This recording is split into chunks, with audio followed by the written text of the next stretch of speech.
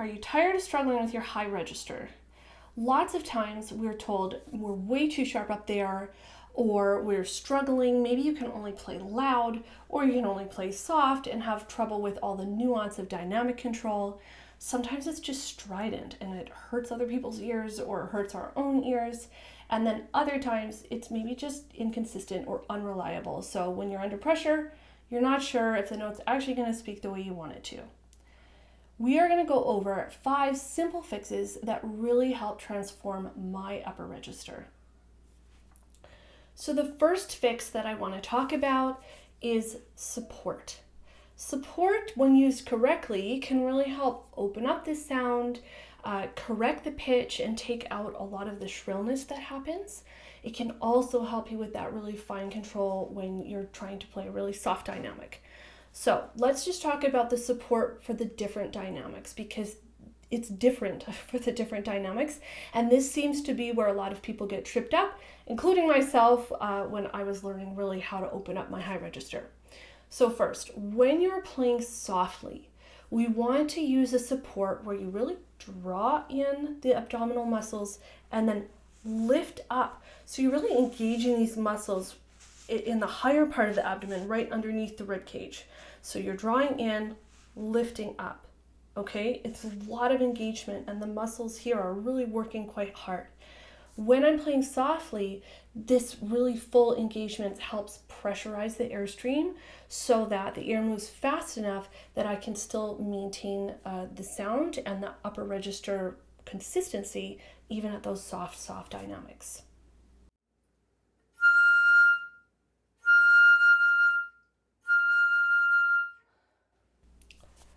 Now, support when we're playing loudly is different, okay? This is more like saying shh, shh. So we end up drawing in the muscles here in sort of the lower part of the abdomen, but we do not do that kind of zip up and lift here in the front. When you pull in, zip up and lift, and then try to play loud, this can end up bringing a lot of shrillness and adding sharpness to the high register.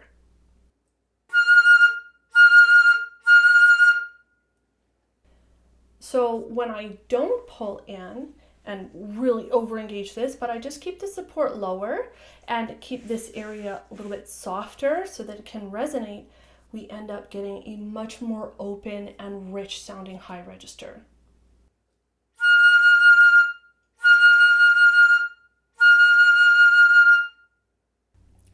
The second fix is really about creating space in the mouth. So this can help control your pitch, especially, when you're going into those really forte volumes up there. A big open space in the mouth can really help pull that pitch down. It also increases the depth and quality of the high register. So it takes out that strident or shrill quality that sometimes we can get. And it also improves the quality of sound when playing soft.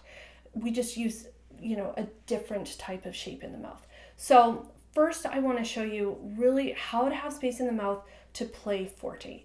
So as I go up the arpeggio in the example here, I'm opening my mouth as I crescendo into a big ah. Lots and lots of space in the mouth when we want to play forte to really, again, bring that pitch down and improve the depth and projection quality of the sound.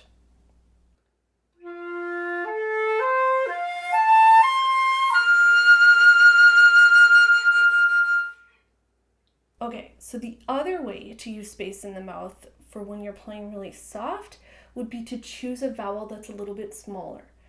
If you close your mouth all the way, you can play really soft, but the sound ends up kind of thin and doesn't project very well. So first I'll show you what that sounds like.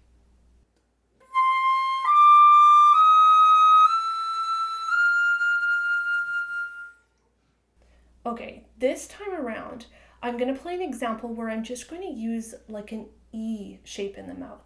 It's much smaller than ah, so it helps, keep the airspeed moving a little bit. Ah is really big and it slows down that airspeed. So if we're playing really softly, it kind of works against us. So I'm going to use the E shape, and hopefully you will hear the difference about how just the quality of sound is better. And in a hall, this soft playing with resonant vowel in the mouth actually projects much better and has better quality.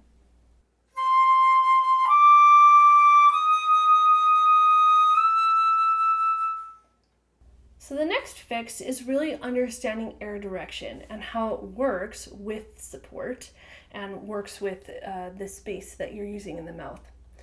So when we want to play forte, it's important that we blow into the flute more.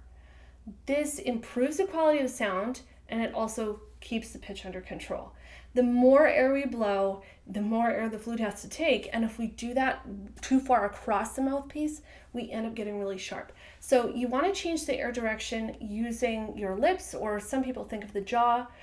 So if I want to lower into the flute, I'm going to bring the jaw back and the top lip over and point that air really far down into the flute.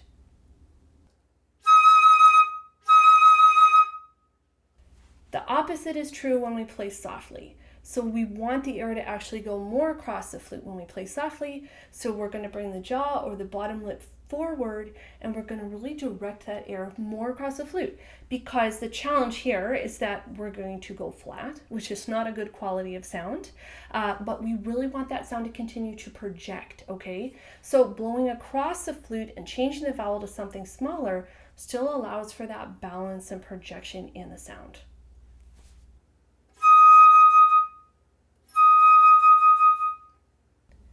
So the next fix is really about breaking a common habit. One of the things that I used to do when I was really concerned about controlling the pitch, especially in the upper register, was to roll the flute in and out to control it. This totally will work to control the pitch, but it has really negative consequences for the sound. So when we try to roll in to bring the pitch down when we're playing forte, it lowers the pitch, but it also decreases the amount of air we can get into the flute, and it starts to steal some of the harmonics from the quality of the sound. So this more covered sound then, it just has a much lower threshold for actually being able to play loudly, and it doesn't project nearly as well.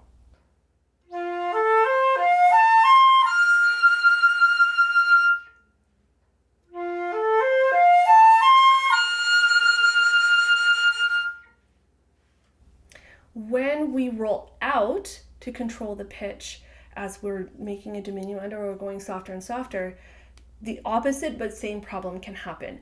Yes, the pitch then is brought up by rolling out, but because we're rolling out instead of using our lips to really raise that airstream, sometimes we can overshoot, and then we end up getting just a lot of air in the sound as we're going into that diminuendo. A little bit of air in the sound, especially up close, is totally fine. It's part of a healthy sound, and we won't hear it out in the hall.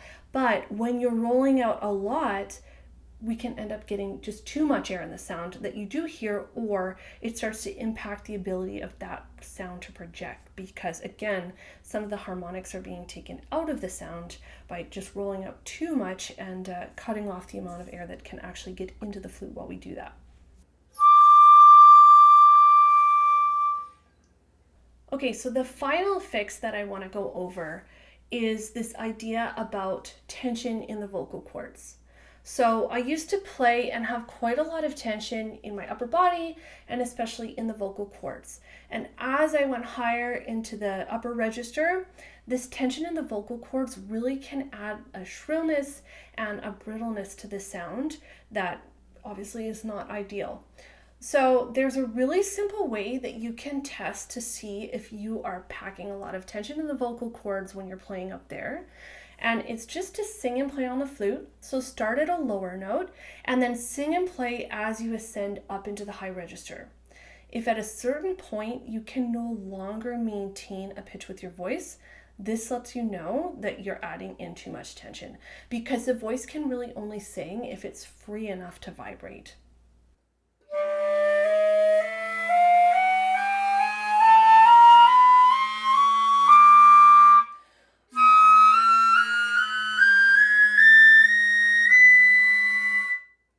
So when you're doing this exercise for this purpose, you really want to have the voice and the flute kind of as equal volume as you can. Obviously, the high register on the flute is going to be louder than your voice, but as equal as you can. If the voice is really, really soft, or the tone of the flute is really, really soft, that's not ideal. What we're trying to do here is rely more on the support, the air, and the direction of the air to really control the sound as we go up there, rather than getting really tight or tense in the vocal cords for the face, neck, whatever it is that you've been using. So if it's difficult at first, I really would recommend take it slow. Start on a note where you can actually achieve this, and then slowly working it higher, but very intentionally. So the idea here is that if you've been using the vocal cords or some other kind of tension here to control the upper register, we need to retrain so that we are actually now using the support to control the sound and the air direction. So going slow and being really intentional with what you're thinking about and what you're targeting when doing this exercise is really important. At the end of the day, free vocal cords and great support make a huge impact to the sound.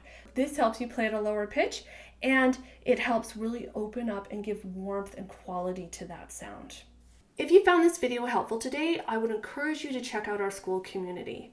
We love teaching flute fundamentals, and we have so much content there that we've really organized to be simple and easy to digest and really target a lot of the really common issues that people struggle with on the flute. So the link is posted below the video, and I would encourage you to check it out.